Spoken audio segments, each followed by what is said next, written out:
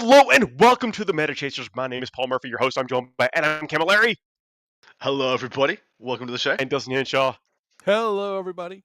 I know you can tell I'm not in my normal place. I'm actually got weird lighting. I'm at a You convention. can only tell if they're watching it live. Okay, don't give them away to people that are watching you're after right. the fact, right? You're exactly right. If you're listening after the fact, this is all normal. Everything's fine. Everything's cool. Like everything's like it's all good. If you're watching us live, things are obviously different. My name is Paul Murphy, your host. I think I just mentioned that, and I had to do that as a homage to the last time we did this a year ago because I'm here at Dragon Con. Yeah, and what are you doing as of tomorrow, mate? Tomorrow, I will actually be on the scene at the Nova Open doing commentary for Games Workshop, hanging out, talking about Warhammer. You know, basically every other Thursday and Friday and Saturday and Sunday and Monday talking about Warhammer. That's what we do around here. Damn freaking straight, it's what we do. I mean, even Dustin, that's all he does as well now. Oh yeah, that's all I do. That is all I do. That's it. We're gonna be. You remember Futurama? They're gonna have us up on like a shelf when we're just heads in like a glass of whatever liquid, and we're still gonna be like, man, this meta is kind of busted up right now. What do you guys think? Yeah, they're gonna play something for 100 years ago. We're like, yeah, of course, it's like the Eldari are amazing. Yeah, the Eldari, that's what we're talking Eldari about. meta of the what is it of the summer of 2023. Summer 2023 Eldari meta when we're sitting there in 21-23. We will be referring to it too. Somebody make that meme. I want to see that meme in real life now. I think that's amazing. Heads in jars. Welcome to the show, everyone. We seriously appreciate y'all hanging out. We have a great chat community. We're referencing the fact that we do this live each and every Thursday, where we talk about the biggest and best tournaments coming up each and every weekend on the show. And we have a great chat community. So if you're listening to us after that, come and hang out with us. I'm actually recording from an alternate segment right now. We're talking about I'm on the scene in Atlanta. So you can tell by a different background or whatever. Tomorrow I will be on the scene in Washington D.C. Covering a tournament. But here we're about to talk about 3 events happening all over the world. Yes, we absolutely are. And just to speak to the elephant in the room, there will be no Nova coverage, unfortunately. The lists are not unlocked, and neither are the factions. We are going to be finding ways to change that very shortly. Let me tell you, we have tried to press them to unlock the list. Like, yo, we do a show. Unlock the list. What's going on? Yeah. All right. But at the same time, it's a different event. The organizers have their complete freedom to do what's happening. But there's a mega event happening this weekend. Tune in to see what's happening. I bet there's going to be some Eldari there. No. Do you think? Just a couple? Nobody's going to bring Eldari to a super major. But look. Yeah. One of the things that we talk about, we actually talked about this on our recap show that we actually just did this week for the last couple of weeks, where we talk about how when the meta is almost solidified, you actually know as being a participant what to bring to beat the meta or what to bring to beat the meta. And so we're actually in that situation right now. Mm-hmm. And it's an interesting dichotomy because while there are people who have just fundamentally given up trying to upturn the apple cart and knock Eldari off the podium, when you look just below Eldar into the 5 or 6 other factions that can contend and hang for a podium position, maybe not a first place at every event, but definitely hit for that top 5 at a minimum, it starts to get really quite interesting in what people are taking and then what they're not taking. We got 3 events to cover this weekend. We're going to be talking about the TNA Open, the Goonhammer Open, and the Games of Westeros. You're going to catch me on Roman numerals. 15. Yeah, nailed it. I like XV. I like it. Sorry. Games of Westeros XV. I like XV because it sounds like it's a Swedish, it's like a Volvo. It's like a car. The new Westeros XV. How would you pronounce XV if you were just saying it as a thing? Well, we don't have to worry about that. The big questions, guys. The TNA Open from Brisbane, Queensland, Australia. Sorry, is that in Australia? That is indeed in Australia, mate. So I saw a fun fact. I don't know if this is true. Like the longest train tracks or whatever train you could take is from the tip of Australia down to the bottom of Australia. Is that true, Adam? That sounds accurate. I haven't heard of that trip yet because those. It's like the biggest. I think the one you're meaning is possibly the Garn, which goes all the way up through the middle of the country, and it's actually it's a beautiful, very extremely gorgeous, very expensive train trip. It's like the Orient Express from days of yore. It travels all the way through the Red Desert, and you go past all the beautiful forests and hills and mountains and things. It's a phenomenal trip. I think it's like the longest and like the thickest train. That sounds accurate. I'm looking to you for this to confirm or deny. Yes. Yeah, sure. Yeah, Hey, whatever. I'm yeah, just happy to 100%. hear that there's actually train trips there that are really nice, because I just saw a meme of a guy who was parachuting in Australia, got attacked by. I'm just happy Yeah. there's trains. Yeah. He landed and immediately got punted in Yeah, the and chest. he It got was so punched funny. by a kangaroo. So Welcome to we've been Australia. stunned. It was literally Will Stunned. Smithing from Independence Day. Bang! My goodness. So Queensland, 107 players, 8-round event. This is the part of the show where we actually run down to see what the factions are represented there. Dustin, do you mind telling us what we're going to see there? Of course. So the faction there are going to be 3 Battle 5 Custodes, 3 Admech, 0 Astra Militarum, 2 Great Knights, and 7 Imperial Knights. Space Marines, there's 3 Adeptus Astartes, 2 Dark Angels, 1 Space Wolf, 2 Blood Angels, 2 Death Watch, 1 Black Templar. Chaos, there's 7 Chaos Space Marines, 7 1 World Eater, 4 Demons, 6 Chaos Knights. Thank you, honey. Xenos, there's 8 Necrons, 8 Orcs, 4 Tau, 2 Votan.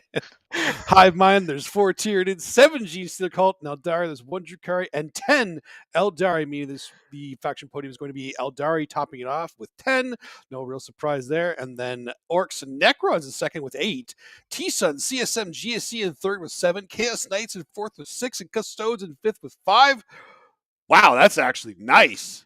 It's actually nice, isn't it? It's still a lot of the usual suspects. Orcs with a few more than we've been seeing. CSM and T-Suns, I mean CSM with a few more than we've been seeing. But it is a nice spread. There is not a big cliff here or a big disparity. It is a nice bit of a step down from top to bottom. I'm actually quite happy. Yeah, Eldari are leading the pack, but it's still saying it's only like 8% of the field. Yeah, there are some events coming up where Eldari has left all others in their dust, but here in the north of Australia, there is a pretty good ladder of factions, and I'm quite impressed with it.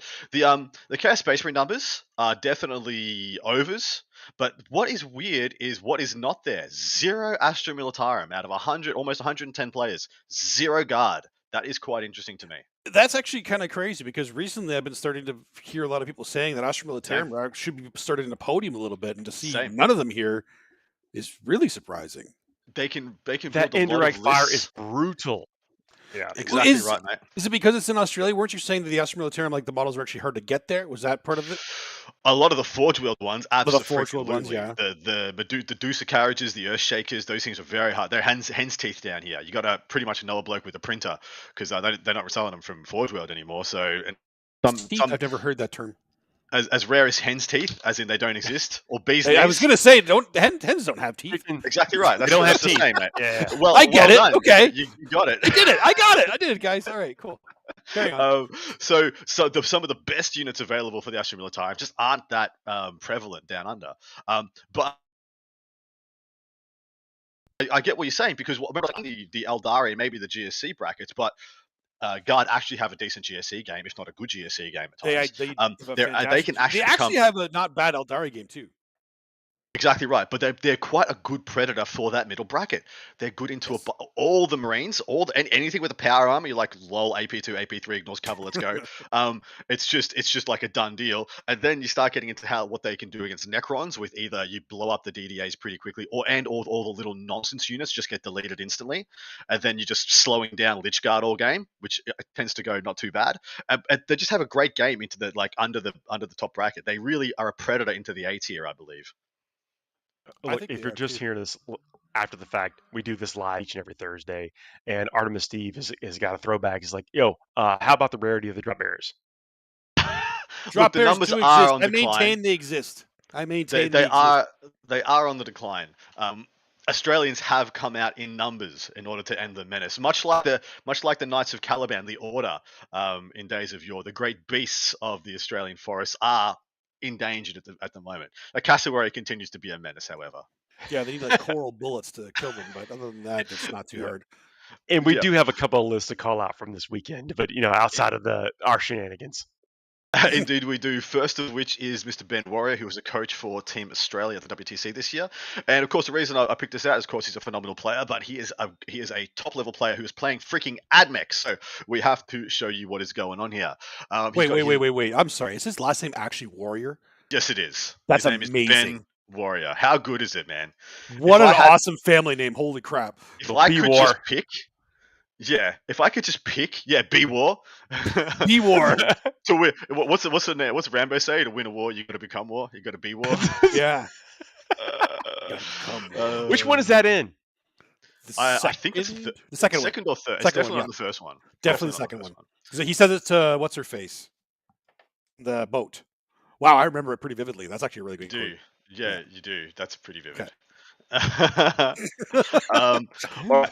So the list, it's got his Rad Cohort Detachment, 2 Dominus and 3 Manipulus, 2x10 Vanguard, 3 Dune Riders, 3 units of 10 Corpuscari Electro Priests, 2 units of 6 Breaches, and 2 units of 3 Cerberus Raiders.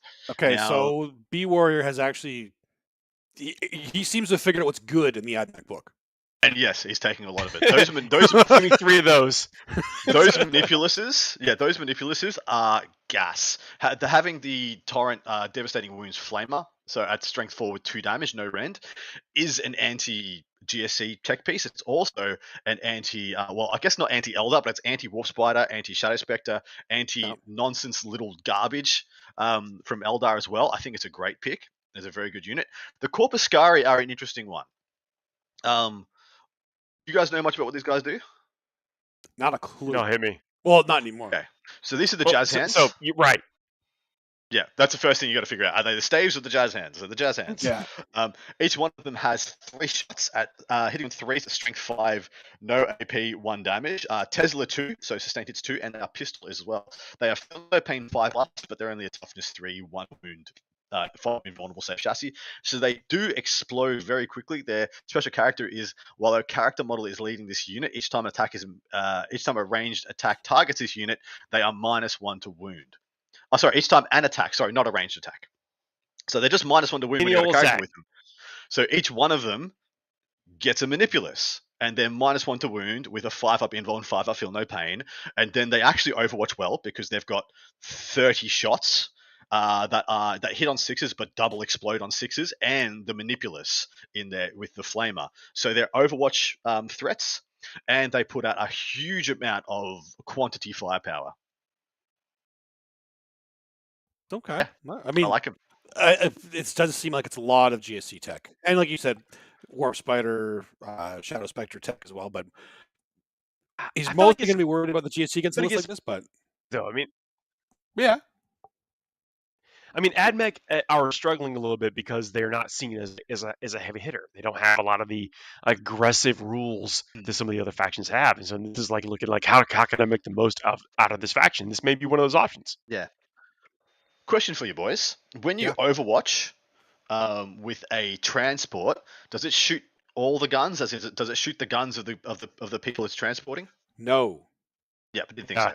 It has a firing deck or whatever? No. It has a firing deck, yes. But the thing is, the firing deck... inside fire.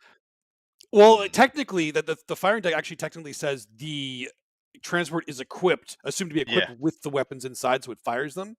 So your answer is yes, then. But no. If it has a firing deck. If it has but no, it doesn't. You can't do it. I can't remember why. Because firing deck is only if it is your shooting phase. Exactly. Okay.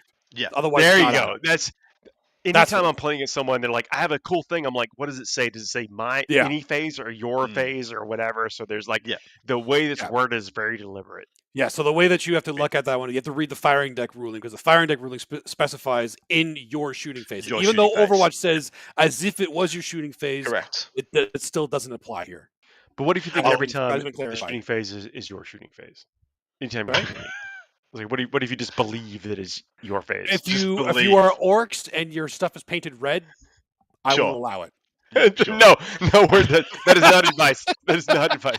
All right. Anyway, next list we're going to go to Mr. Matt Morrisoli's list with 1,000 Suns. He went undefeated at WTC this year, but he was wielding Chaos Knights.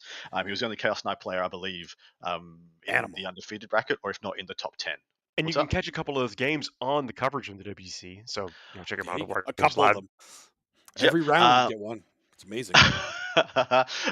He's got Cult of Magic, of course, as a detachment. He's got Ahriman on disc, 2 Infernal Masters, one of which has the Vortex, I believe, if I remember right. A Sorcerer, and then a Sorcerer and Terminator armor. 2 units of 10 Rubiks with Flamers, 2 units of 5 Rubiks with Flamers, a Rhino, 2 Vortex Beasts, 10 Terminators, 3 Enlightened, and the Changeling.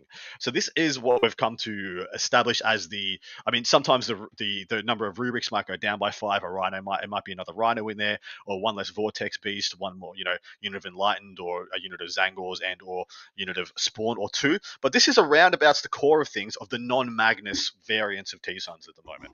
Yeah, I've definitely seen this too. Once again, a list that looks like it has an overabundance of anti-GSC tech, both the Vortex Beasts having really quality flamers, and then all the rubrics in addition. Do you think people are taking a little bit too far for this stuff, or they're just doing what they can to stay strong into the non-Eldar? See, Yeah. I can answer that for sure, because are they teching too hard in a GSC? No, that's just the one they can tech into. Exactly. So they are. Yep. Yeah, tech into what you can and what you know is going to be at the top. I like Magnus. I do like Magnus a lot, but I think that the Thousand Suns list are stronger without Magnus, which is like a weird thing to say because he does so much work. But I feel like when you take Magnus out of your list, it opens up so many more slots you can stack into your list for point scoring and some killing stuff or whatever. I like this a lot. Ironically, I actually think taking out Magnus is better for the Eldar matchup. I like not giving Eldar a big place to use effect like dice. here, kill a quarter of my army with one shot, kind of thing. Hose you down with mortal wounds or whatever. Like, yeah. I mean, I remember from. I mean, I've talked to T-Suns players, and they tell me how unlikely it is to lose Magnus turn 1 to a Wraith Knight, and then I also hear that it does happen still. Yeah. Like I have heard of Magnus taking 30 mortal wounds turn 1 from a Wraith Knight because they just pulled the lever, got enough 6s. Lol. Here we go. And that can just happen to anybody. So should you stress about it too much? Possibly not. But yeah, either way, I think this is a very good list, and I think Matt, it will be in very good stead to win this event. In addition, this is a big one for Australia, so I need to point out a wonderful job by the North Alliance boys. That's what TNA stands for. There are very few 3-days in Australia events, very, very, very few, because usually it has to coincide with a public holiday. Things get very expensive, very hard to do when you're expanding past the 2 days, and also it's extremely expensive to travel in Australia in addition, and everyone's so spread out.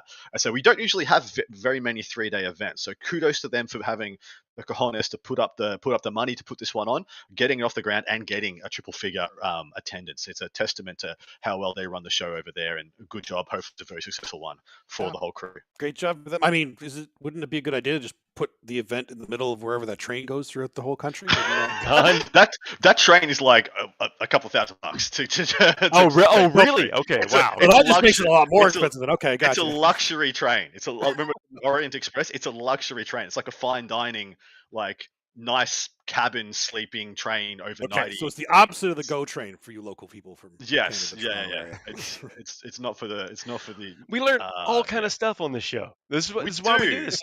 Learn the culture, the countries, what's happening, the 40K. Like it's actually pretty cool. All right, so we're going to pick some winners for this event, and by picking winners, we have vetoed and vectored each other from picking Eldari. Otherwise, it just gets a bit boring, and it is making things quite spicy. So you should jump over into the Patreon if you are not there to find out how the hosts are tracking for this month's scores. Don't spoil it, Camilleri. No, don't spoil. I'm not going to tell them what the scores are, but I'm hopefully going to get them excited for the things. All right, who wants to go first? Just chuck us out something. I can't. You're going for Thousand Suns. You have to, right, Adam? You have to. He's my boy. I am, yeah. Like, obviously, you're going for Thousand Suns. I definitely wanted to pick.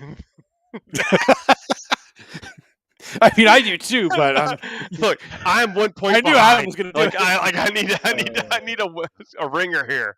So there are extremely strong Tyranid players and GSC players going to this event. Extremely strong. Don't patronize me. I'm going to. In addition, there's a bunch of good Knight players if you wanted to go that route. And there's some. Actually, there's the going event is stacked all the way through. Demons. That's not one that I mentioned, Paul, but fair enough. I'm going demons. Dustin, is my boy going? Nah. But a different point is going. Simon Gojkovic is going, former Team Australia captain, who is playing a very strong tier in his list. Mids it So is. that would be a good pick. Yeah, mids it is. All right, boys. What's next?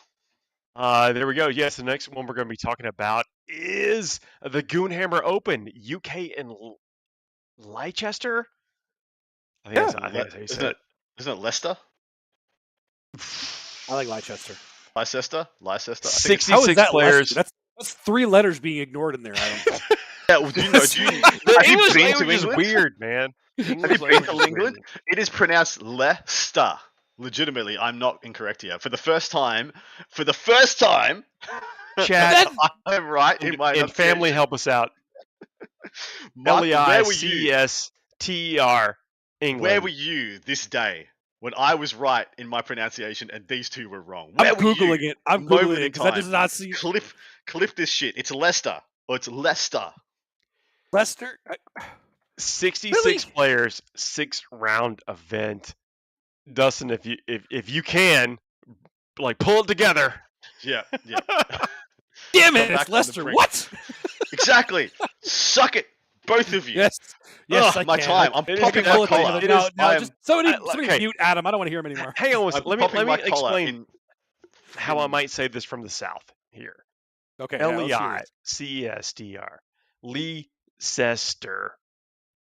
Yeah, that would be reasonable. How about from the Canadian French side? Leicester. No, it can't mean that. It's not if you're like Leicester. That's I think he's in a fight. Leicester. Yeah. Okay, we got it. No, we nailed it. We definitely butchered this one, and we apologize. Pretty bad. And of course, it was an English one too.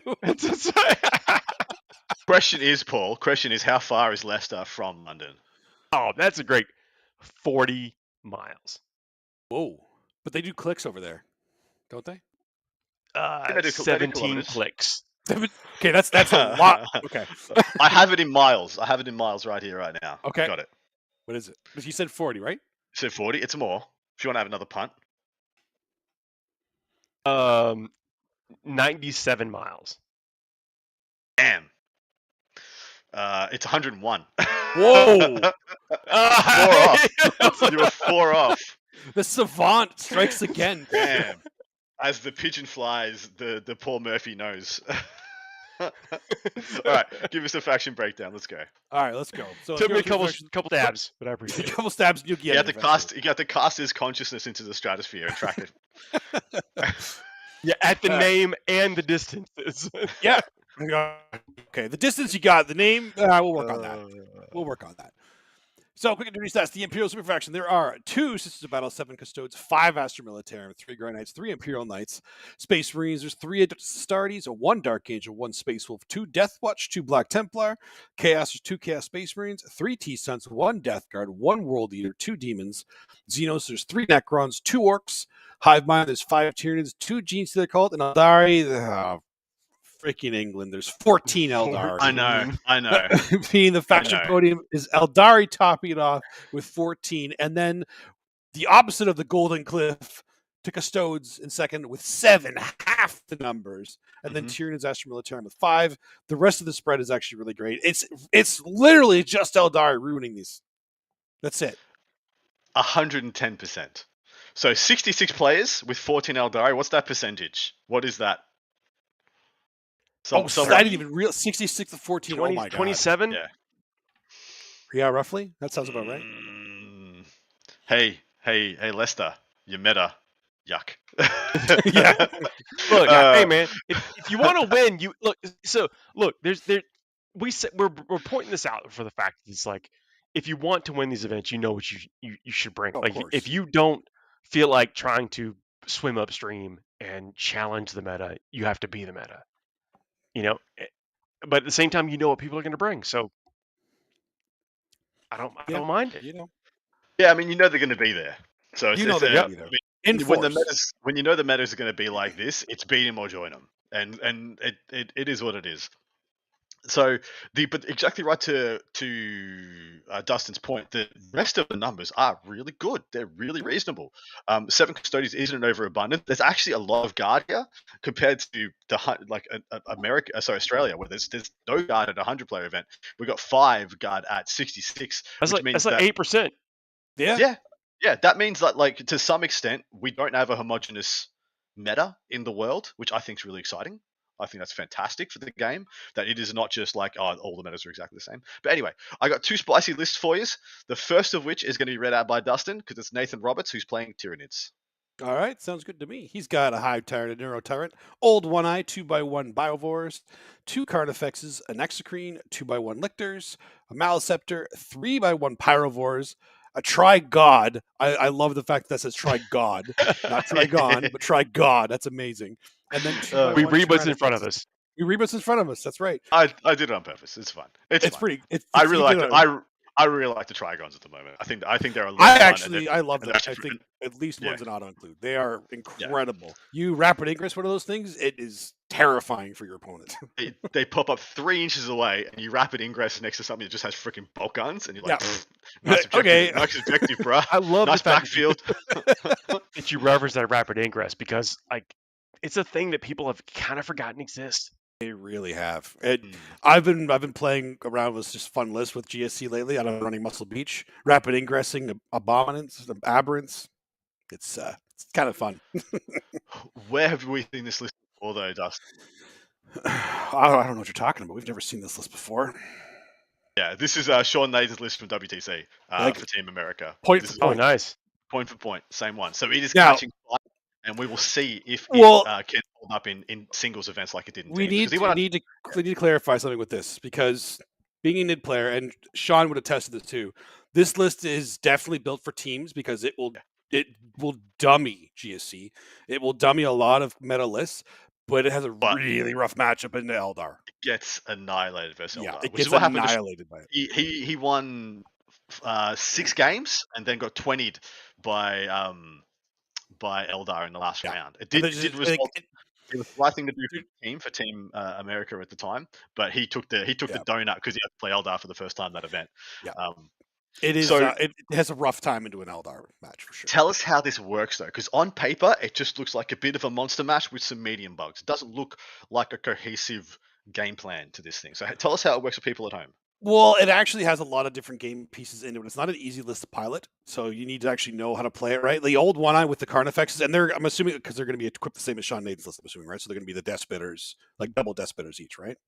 So it's an enormous amount of DACO, rerolling all hits, and they'll be able to have either lethal hits or exploding hits, depending on what they're attacking, basically. So they actually become ridiculously efficient. Even those Carnifexes can kill like tanks, even though it's only strength 7, -2, 1 damage. When you have 24 shots, rerolling all hits and auto wounding on 6s, you're going to do a lot more than you think you are. And with Old One-Eye in there, you charge him, he's actually not bad in close combat as well.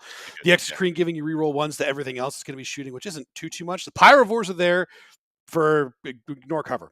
They shoot something, now your army ignores cover against it. So it makes your AP even more efficient, whatever you're shooting into. The Biovores, if you don't know what the Biovores do, you've never fought Tyranids, because they just give free secondaries. Stupid. Oh, some Spore Mines, get some points, Free Spore Mines, get points. Like, they can get almost any of those secondaries for free right now. It's ridiculous. Points, Biovores. The Tyrannos do have flamers as well, for someone in the chat. Figures, yeah. So they'll have the acid spray. So those are just great for overwatching, let alone shooting stuff, and plus they're just giant tanks that can move up the board. It is a board control list without that much board control, if that makes any sense, because of the shooting and the monsters you have. It's board control by spheres of influence and pressure. Yeah, spheres of influence. That's the best way of putting it. Yeah, for sure. Like even again, like we were talking about with the Trigon, this thing is such a. You keep that in deep strike because you can rapid ingress it on a turn, so that it can just take whatever it wants, because it does come in just outside of 3 inches for free. So you generally rapid ingress it, because then it can charge next turn, which is ridiculously scary on these things. They actually hit pretty hard, like 16 attacks, strength 9, -2, 3 damage. Like, okay, sounds good to me. You know, very relevant. We got a shout out for Nathan. People appreciating what Nathan's ability is on the tabletop here in the chat. Love to see that. Yeah, he's a gun. Yeah, He he's is an a absolute gunner, for savage. sure. All right, jumping down to the next of our list to break down. This is Janice China playing Astra Militarum. Of course, Astra Militarum numbers. I had to look at all the Astra Militarum lists. This is the one that I found to be kind of the most interesting, but also with the core of the good stuff. Lord Solar, Ursula Creed, 2 tank commanders with demolishers. Now they're the kind of interesting take because I haven't rated tank commanders very highly as of yet. Maybe as a one-off. What? What? They're expensive and they're not any better ballistic skill. That's pretty much the way I see them. Oh, they get the fire when they die, and they also get to issue orders. Come It's on. true. It's true. They're cute. They're cute. 10 infantry, 2 to 6 Bulgren. 2 to 6 Bulgren is 2 units more Bulgren than I've seen recently. Agreed. Double Earthshaker batteries, 3 Manticores, 3 single Scout Sentinels, an Eversaw, and a Calidus Assassin. So double assassin with the little activators, still got 5 pieces of indirect, 2 bully and defensive countercharge units, and then tank commanders with a few of the trimmings. Very lean on the infantry. Oh, and they're demolishers. That's what's They are up. We've been demos. talking about that for weeks. I agree. I'm hoping to see this get a good result because I'm not sold on Lehman Russes I'm not sold on Lehman Russes in general. I want to be convinced that they're worth their points, and that's not just better to take more artillery and/or Rogel Dawn. So yeah, I'm interested to see how this one does because it's got some interesting wrinkles. The Bulgren as well, boys. You know what these guys are doing now? I have no. I mean, not dying. Not dying. Yeah, high toughness, 3 wounds, -1 damage. Decent armor and or invuln save, and then in combat there's still a bit of a wet noodle, like there's still low rend, but good volume, good strength, and 2 damage. Hey, tying stuff up right now is actually a big deal because a lot of armies don't take anything to deal with it. Correct. And I think it's because there are a bunch of bully units starting to get into the game. Things like Aberrants, things like Lich Guard. And when you bomb the Lich Guard over turn 1 before you get an Earthshaker on it, and or the Aberrants start turn 1 freaking 9 inches away before you get an Earthshaker on it, they can really become a problem very quickly if someone's just a full send. Because that's the biggest issue with the Guard matchups at the moment. If your opponent has the ability to just full send pressure you, you don't really get a score. You kill the crap out of them, but you don't get a scoreboard. Your score's just is kind of dead.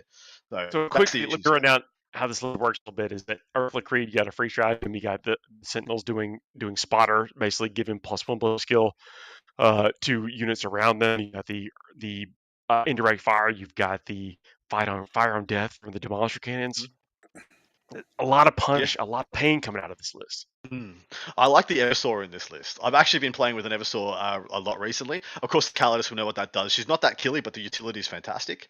The Eversaw I've actually been super impressed by for a bunch of different reasons. I think it really makes a lot of sense in guard armies as well. But anyway, let's pick some winners, guys. What are we thinking? Well, with 14 Eldari, again, we're praying for one. Us one being of our locked factions. out of the first, second, and third. We're praying for 1 point from a top 10. That's kind of why I'm going with Tyranus, because I'm looking at stuff that is going to beat everything but Eldar. And hope he doesn't have to play Eldar 3 times. We don't allow ourselves right now. We're not allowing ourselves to pick Eldari so we actually pick who's going to be the winner, either faction or player or whatever, and we choose to omit our ability to pick Eldari. So we're not going to pick Eldari. So we're left with what's left in this situation. Yeah, but it's funny too because Eldari has the 68% win rate. If you look at GSC, they have a 63% win rate, but are not winning events. Mm-hmm. They win one. They got a ceiling on them. They got a ceiling. Yeah, it's interesting actually. Yeah, it's still they're still extremely good, man. Still good. I'm gonna pick something off the wall. Ooh, off the wall. Let's go. I mean, I'm going with Imperial Knights. Doing Imperial Knights. That's not off the wall. That's pretty solid. I'm just gonna do something wacky. Let's go, Dustin. This is our only opportunity to get points. This is the last event weekend of the month. I'm gonna do Death Watch. Death Watch. Yeah, let's just. They put up solid numbers last week. Is there one? Oh, there's 2. There's 2 Death Watch. We're watching that, boys. And folks would know that if they joined us in the Patreon. It's true. They would. which is where they should be. And we have 3 lovely tiers for your joining experience. First tier is just for $3 because you like what we do, want to support us in our endeavors. $7 means you get access to the show notes from this and every single show that we do with the full breakdown of events, and then our countback, our top 10 faction breakdowns, which we do post-event as well for our part 2s. And then you get the part 2, where a minimum of 2 people from this show will be sitting down breaking down who won, who got the points from picking the factions, what the top 10 was, and then one spicy list from that top 10 will be broken down for you on that show. We do that for every all 3 events that we covered. And that show is raw. We have raw. No editing in that show. No, you get what you get. There's no real editing here either. There's none either. There's none. We edit live. That's why our editors self-edit. It's got RSI in both wrists, editing in real time, just clip. But no, please join us over there. And if you do want to have a say in our Fuego segment, which happens post the coverage of the events, you can go to our top tier, which is $15, and you get all the previous stuff. Plus, you get to tell us what questions and stuff we should be answering in our rapid fire Fuego segment. The hot takes. All right, one more to go, guys. This is the Game of Westeros 14. That is from Västerås, Sweden. 82 players, 5 rounds. This is going to be a Shark Tank. Yeah, no kidding. I want to see what their factions are looking like here.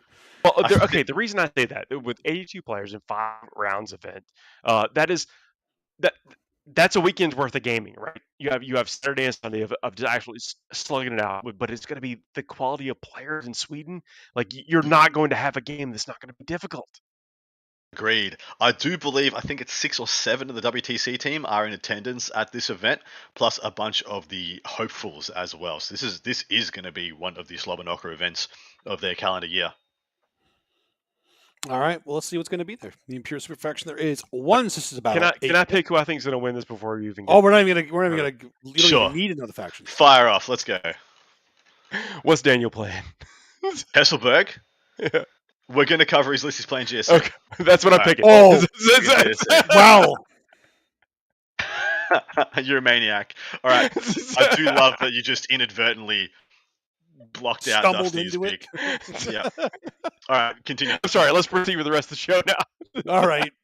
There's Paul just calling a shot there, Babe Ruth style. All right, well, let's go. One Sisters Battle, 8 Custodes, 1 Admech, 1 Astra Militarum, 2 Grey Knights, and 9 Imperial Knights. Space Marines, there's 5 Adeptus Astartes, 1 Dark Angel, 1 Space Wolf, 1 Death Watch, 2 Black Templar. Chaos, there's 2 Chaos Space Marines, 2 T-Suns, 5 Demons, 4 Chaos Knights. Xenos, there's 10 Necrons, 6 Orcs. Hive Mind, there's 2 Tyranids and 1 Daniel Hesselberg. Eldari, there's 1 Drukhari, 15 Eldari, meaning the faction podium is Eldari topping it off at 15. Necrons this time in second with 10. Then Imperial Knights in third with 9. That's a huge population of Necrons. That's a huge population of Necrons, but I think it's a European thing. We've always seen a lot of Necrons, even Orcs as well. They like Death the Guard ground pounders historically, but they're not exactly. They really do like the ground pounders and stuff that can just like be somewhere, hang out, and score points. Yep. What is crazy to me is that if you add the next faction, the 4th place faction, which is Custodes with 8, you get 8 plus 9, 17, 27, 30, 42 out of 82 players are in 4 factions. Wow. So over 50% of this meta is combined into four factions. Custodes, Imperial Knights, Necrons, and Eldari are over 50% of this meta. It is so ridiculously hyper-focused on a couple of different things. And you can't argue that those 4 factions don't make up 4 of the top 5. The omission is, where is the GSC? Like, where is the GSC? You can argue that maybe not Knights in some metas, maybe not Necrons in some metas, but Custodes, Eldar, GSC are almost always in the top 5 of every meta across the world. So where's all the GSC gone? I want to know that story. Why have they had their ass fallen out of their they haven't had their ass fallen out. That's just what we talked about earlier in the episode, that everybody is just easily teching into them now because they can tech into them. So they can't beat Eldar like efficiently, but they can tech into GSC efficiently. Yeah. They can hunt for GSC. Sure. Yeah, exactly right. I do think that's a perfect way of looking at it as well, because if you can't tech into Eldari, you tech for everything else, and the next big player is the GSC. And you know what? I don't have to talk about it because we're going to talk about Daniel's list. So okay, there's several answers that are coming from GSC players, and Daniel's doing one of them. Correct. There we go. Right. Well, take it away, Dustin, and explain your thinking. Because we're going to go into Daniel's list now? Is that what we're doing? Yeah, that's right. All right, Let's so we're going do to talk it. about one of the top players in attendance, Daniel Hesselberg, who has been Babe Ruth by Paul to win this event. I've played him several years. That's I know he's very competitive. Very competitive, very good guy. So, 2 biophages. There's a Already hint right there. signaling Signaling what it is. 2 Nextos, 2 Primus, a Reductus Saboteur, 2x10 Oclith, 3x20 Neophytes, 2x10 Aberrants, and a Ridge Runner. taking up over 700 points of his list in the Aberrants and the 2 biophages. Absolutely It is crazy. 740 points for those 2 units. I do not including the an Ridge upgrade, Runner. which probably one will have. The Ridge Runner for a second. Can I talk about that for just 1 minute? You can get by with one of them because it has 2 guns and it has 1 special ability that is really good. So you can spread that out with. I love the Ridge Runners. You have to pick one. And you usually take it with a mortar, so it's out of line of sight, so it's safe. So the heavy stubbers won't usually fire at anything. But it does have a good, like... You could, right? But you could. I mean, you could. So, tell us why the Aberrants, mate. Why? I mean, only one of them can start, up the board. So is the other one just an ingress target, or what? I would ingress it for sure. Like, I've been playing with 30 recently, and I've actually been doing really well with them. The Aberrant answer is... The Aberrants actually have an answer to one of the problems that GSC have, and that's people either zoning them out, yes, even with the 3 inches, or people that can outshoot them with Overwatch or something that actually denies their shooting when they come in, especially the demo charges as well. The Aberrants put that pressure on your opponent so they don't have the opportunity to start spreading out across the board. They you can't go where you want to go. Aberrants like, I can go wherever I want to go. Like, if you come close to me, I'll still go here. I don't care. They give that zone of control that we were talking about earlier with the Tyrannid list too. They're so durable that you can't just move them. But even if you could, you have to be within 12 inches. Otherwise, 1 CP, you ain't targeting them. I'm right in your face. Next turn, I'm coming at you, and you can't do anything about it. So this also is what I believe the response to the things people are taking in the meta that you can't kill as a GSC player. The first thing that comes to mind is Necrons. There are a lot of Necron units that GSC players struggle to single dunk when they can't use Acolytes. When people take tools for Acolytes, I'm thinking for Necrons as Hexmarks Destroyers to insulate their man's Necron Warriors or their Lich Guard, what do you do? Because those things just walk up the board. You can't kill them, can't interact with them with the tools that you have. And so Aberrants become the logical choice, especially now that the Jackals aren't there to mortal wound those units out. Because it used to be, 10 Jackals, I'm just going to mortal you, and now you're so reduced that I can dunk on you, and a couple of units of Neophytes can get the job done. But yeah, it's interesting the internal tech that's occurring there, and I'm going to cover the next list very quickly and just do it at the same time, because this list is what I'm referring to in the fact that people teching for GSC while staying also within the core of their best list, just making what Daniel has done necessary. And I think this is a great dichotomy, a great example of what is happening in the meta at the moment. This is Sebastian Magnuson. He's playing Necrons, Awakened Dynasty, 3 Hexmark Destroyers. Just bang, 3 Hexmarks. We've seen that several times over the last couple of weeks. This is like where you're at. We need to be out with Necrons. Double Overlord, double Technomancer, and the Super Transcendent Catan. 2 Reanimators, 2x3 Cryptos, 2 DDAs, 3 Single Destroyers, 1 Heavy Destroyer, and 2x10 Lich Guard. So those 2x10 Lich Guard both have either 1 Hexmark or 2 Hexmarks of coverage for them. They have a Technomancer each, an Overlord each, a Reanimator each, 2 Crypto Thralls each, and then they just bully the board. They just bully the board. It's a lot. It's a lot for anyone to handle, and this is a reason why I believe GSC players are having to do what they're doing. Is that safe to say, Dustin? Absolutely. I can tell you from recent experience that production can attest to that Aberrants do dunk on Lich Guard. Yeah, they do. They absolutely do. Dustin is like lobbing bombs. But demo charges, bro. But that was intentional. But boys, look at the meta of the other list that we have covered, the other top players in attendance across the weekend globally. Most of them are playing lists that have good play into GSC. Nathan Roberts in the UK, a list that has excellent play into GSC. Janice with the Astra Militarum, innate good into GSC. Matt Morosoli's T-Sons in Australia, what is that? 30 Flamer Rubrics and 2 Vortec Mutilix Beasts. Very good into GSC. And then above it, Ben Warrior with the 30 Corpuscari and 3 Manipuluses. Innately good into GSC. Weren't you asking a second ago of where the GSC go? They're hiding. They went back into hiding. Well, I was making a point. I was making a point of what was going on to the people at home. And gentlemen, before we get to our segment where we do this, like, has a palate cleanser at the end of the episode where we have maybe nothing to do with 40K, pick your second and third place choices for this event. Well, everyone's hunting your boy. In the entire world, everyone is hunting your boy. So if he can still do it, and every eyeball's like trying to squish him, I've deserved it. All right, Dustin, you want to have a crack? There are 2 Tyrannies, but those numbers are pretty low. I mean, we have no rule that says you can't pick the same choice. I should know. But we have very, very good numbers of Necrons, Chaos Knights, Custodies, Orcs. So with 10 Necrons, I'm actually happy to pick Necrons because, like, normally that GSC list, the only one there is it's rough for the Necrons, but with 10 of them, 9 of them are going to avoid it, and then they can get. I'm going to go with the other pick. I'm going to go with Imperial Knights. I don't think they can win this event. I think they can make a top 5. And essentially, that's all we're always picking. Now Who do we think making a top 5 in the Eldar meta? I am so astounded at how everyone world over, like, did everyone have a meeting and just decide, hey, let's annihilate GSC as a community. Let's just. But I love this is what Dustin said. It's like it's what they can do. Yep.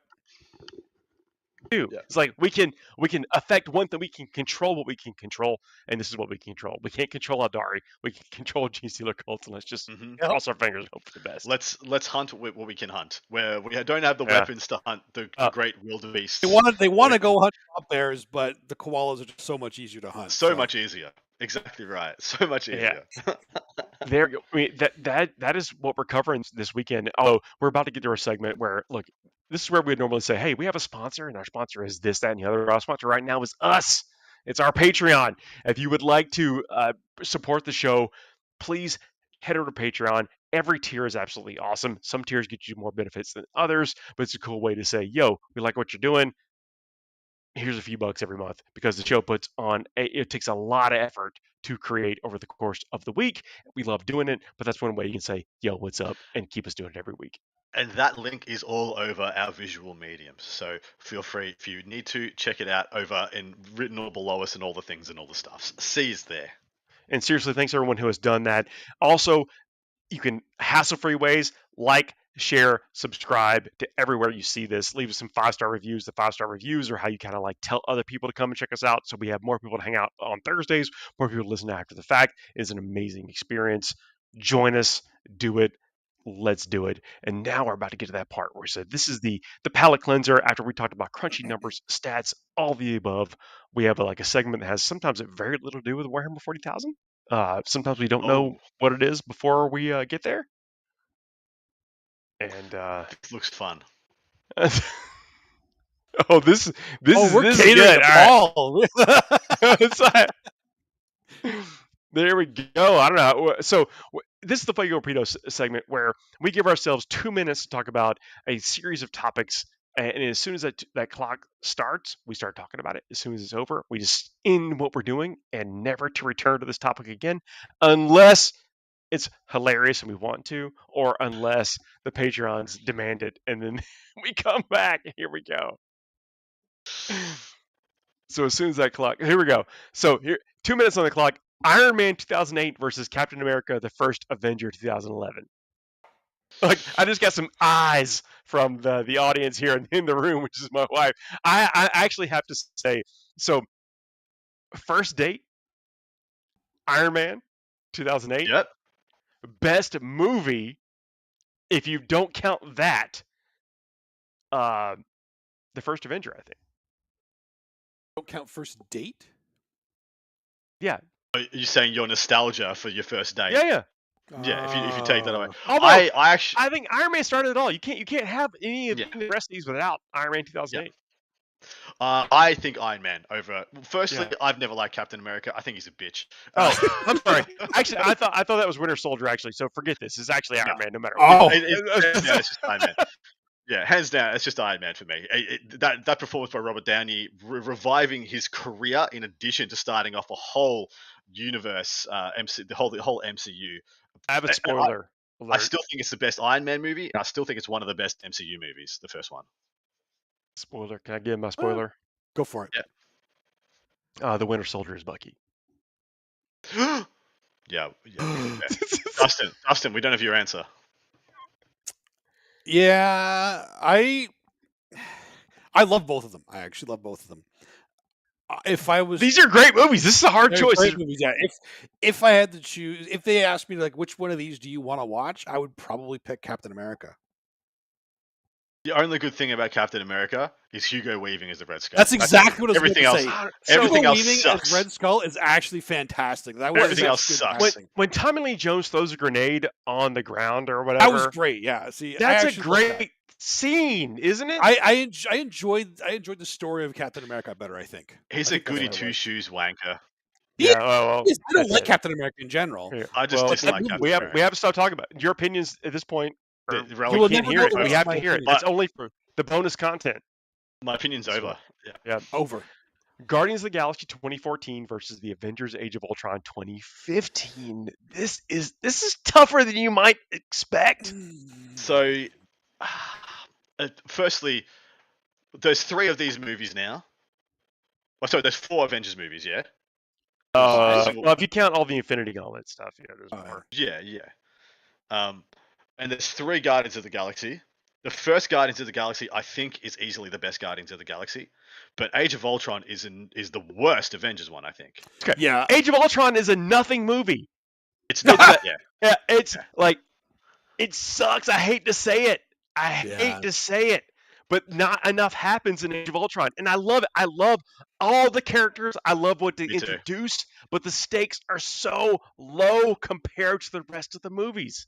I felt it's such a lazy plot. So giant. My super youngest robot... is holding my wife back at this point. She's coming to my throat. Get it. Guardians of the Galaxy easily picked over Age of Ultron to me. Age of Ultron, I like the Ultron storyline, except for his endgame. What, to just rise a bit of the Earth and drop it down again? I'm like, that's the laziest crap imaginable, man. The villain's super plan was super lame. So I'm a big fan of like Scarlet Witch and Quicksilver, and I feel like they were hamstrung by licensing. Quicksilver was really hamstrung. That's really hamstrung. That's what I feel like. Yeah, like, they did. But Guardians of the Galaxy, 2 amazing characters.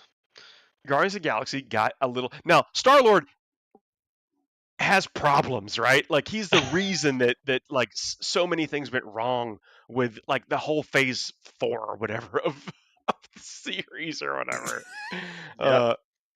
It's a problem. It's a problem. So quality of movie, I actually like Age of Ultron better, but the story wise, I prefer Guardians. All right, here we go. Okay, this is tough. Captain America: Civil War. This is what I thought we were actually talking about earlier. Versus Spider-Man: Homecoming. Homecoming was the first one. Yeah, that's Tom Holland's first full movie. Not when he's at the airport or whatever. He's in his own movie. Yeah. What do you think, Dustin? I'm struggling with this one. So am I, because those are both fantastic movies. Like either one of these is better than all the other ones we've mentioned previously. Civil War is one of those movies that I will watch, like no matter what. If it's on, I'm probably gonna watch it because like there's a bunch of cool scenes. But come on, Tom Holland in a movie playing Spider-Man. They're both Civil War is just it told a story that I've wanted to see on the big screen, like in real life forever, because I love that story. That storyline to me is like one of the best Marvel stories there is. Which ones? The Civil War. Civil War. Yeah. Civil War. It is just incredible. That's actually going to win me over as well. Yeah, I think that's what was winning me over. But the thing is with Spider-Man: Homecoming, though, I want to give it props for not showing me the stupid spider biting his hand again because I'm sick of seeing it. Okay, here I got it. Like, while we have 44 seconds, what in Civil War made you love it? Like, what in that movie, either a character interaction or something? The character interactions, the story, the emotion. Actually, like I emotional conflict. when I could get both sides of it, and I can actually feel, okay, I get your side of it and I get your side of it, and I'm actually conflicted. Exactly right. That's I good want storytelling. specifics because the fight at the airport was kind of anticlimactic. It was as lame. far as The fight It's- between Bucky and Cap versus Iron Man, that was the actual fight. That was the the actual fight, that was the actual plot of the story playing out. And the fact that what Dustin said, as the audience member was conflicted about what you wanted to Yeah. occur in that movie, made it a great Yeah. movie. Yes. That was it. And I so think that's why when it wins this Ant-Man one. is happy with getting a fight with cares? Captain America, it's cool. Yeah. Who cares? Ant-Man. No, it's some shade on Ant-Man. All right. I Doctor love Ant-Man, Strange but they 2016 versus Black Panther 2018. this The is also Wakanda very forever. because this is two really good opening salvos for two characters getting off the ground. I'm going to go with Black Panther though, and But personally, even though I love Benedict Cumberbatch was it Incredible. Engelbert Humperdinck? yeah, Bendy Bumberbatch, Bird, Bumblesnatch, Yeah, Bumblebink, like Crumblehome. it's That was amazing. It absolutely, I mean, really, Everything absolutely he does amazing. though, it shit's excellent. But he's just playing himself, and the fact that they had a scene with Robert Downey Jr. and him, and they didn't say no S Sherlock hurts my soul today. That is really But good. Black Panther was amazing. Like it just absolutely amazing. Yeah. Black Panther. It's close, but I think Black Panther wins. Once again, they did the villain in Black Panther, Warmonger, so well because you understood exactly where he was coming from, but you did not like the way he was going about it. Yeah. So they did him very, very, very well. In addition, that's another one where the casting was phenomenal. The casting was perfect. The suit design was so perfect as well. Even though you'd already seen him in Civil War, incredible. Yeah. I'm leaning towards Doctor Strange though. Yeah, I think so. Black Panther was incredible, and it was like the Doctor Strange movie was very close to the comics, like very close to. It was very true and very well done. Yeah. So the reason I like Doctor Strange in this is because it added something new to the MCU where Black Panther just felt more of the same. Black Panther is essentially Batman, but that's because I've never been a huge fan of Black Panther in general because of that. He just feels like another Batman to me. Doctor Strange, so good though. But the movie was so good. Yes, it was. Yeah. This is going to be tumultuous. Doctor Strange Into the Multiverse of Madness 2022 or Thor Love and Thunder 2022. This is not a fight. Like please tell me that you guys agree that this is not a fight. I haven't seen either of these. I'm going to put this out there. What'd you say, Adam? I have not seen either of these. Wow. Okay. I was convinced the Multiverse of Madness was actually going to show us. I'll let you guys have it though. I was fairly certain that the Multiverse of Madness was going to show us the Phoenix in one of the realities. I really thought we were going to see Jean Grey as the Phoenix in one of the realities. We did not. Right now? Oh yeah, well I mean they did at the time. They bought X-Men. Oh. Yeah, they bought Fox or whatever. So right. They bought the movie rights. Yeah, but I don't know. Production is rightly pointed out. Like I don't know if the filming coincided with that or whatever. Right. I was convinced we were going to see that, but we didn't. We didn't see it. It didn't matter. We didn't see it. Yeah. But Love and Thunder was silly in ways one way to put it. We did not need to be silly. Yeah. And that's what I don't like that. So Multiverse of Madness, Doctor Strange wins in this situation, hands down for me. See, okay, well the thing is, Doctor Strange in the Multiverse of Madness doesn't need to win because Thor: Love and Thunder just loses. That's it. It just loses. You think Thor: Love and Thunder DQs itself from all competition? It DQs itself completely. It was awful. So I didn't like how we have a god killer who we don't show killing a lot of gods like that's. I felt like it was some wasted opportunities. Like that's it. I understand things get cut and maybe some stuff on the editing floor. I love the vision. I love pushing the characters. All right, cool. We're at the end of it. Can't say anymore. You will have to hit us up in the Patreon if you want to hear more expansion of Love and Thunder. And Thor: Love and Thunder loses. If you need to watch one of those, Adam, you know which one to watch now. I do now. Even though I hear Multiverse of Madness is a mess of a thing. It's not bad, man. It's like it's really. It's actually pretty good. But with every comic movie, you have to suspend a little bit of disbelief. But you got people playing characters they like and playing it well. That's what's up. So you got those in both movies. All right, well, that is the end of our show. We have actually run through several events. We talked about who we think is going to win those events. We've actually had a nonsensical segment that is a little bit of a palate cleanser here at the end. This is what we do each and every week. If you would like to be a part of this, know to come back and check us out each and every Thursday. We're going to do this right after the fact wherever you found us. Leave us those 5-star reviews. Leave us some thumbs up. Leave some comments down below. Subscribe to us on Patreon. We have a good time over here if you didn't figure that out. We always do. Always a great time. Look forward to this time every week. You too, boys. Should be a good one. Good luck at Nova, Paul. Hopefully your voice makes it through the weekend. Well, tune in. You got to figure that out. I'll be tuning in. I'll be absolutely tuning in. Are you guys doing have you worked out if you're doing just the singles or are you doing the invitational? It's going to be just the singles dance. over the course, over the course of the weekend. So it's going to start. I'm actually flying out at like 7 a.m. I'm going to land at about 9 o'clock, and the coverage will already start. But I'm going to get out of the airport, get off the plane, just start talking about Warhammer. He's going to come out of the plane just like in Anchorman when he comes out of the bathroom, just looking fly. Just let's say that cleans up. That is the plan. Like this is a little bit of the calm before the storm. Right here, you get to see the pregame here, but it's going to be absolutely amazing. So tune in and see what happens over the course of the weekend. And that's the thing: can anybody take down Eldari? I think that's going to be the story of the events that are coming over the course of the weekend, and I'm looking forward to seeing what happens. Let's see. Me too. It's been a pleasure. May the tactical objectives be ever in your favor. Bless. Thank y'all for hanging out, chat. It's been amazing hanging out with y'all. Everybody after the fact has been hearing us out on the restreams or the aggregators. It's a pleasure. We'll see y'all next week. Good night, everybody. Good night, everybody. All right.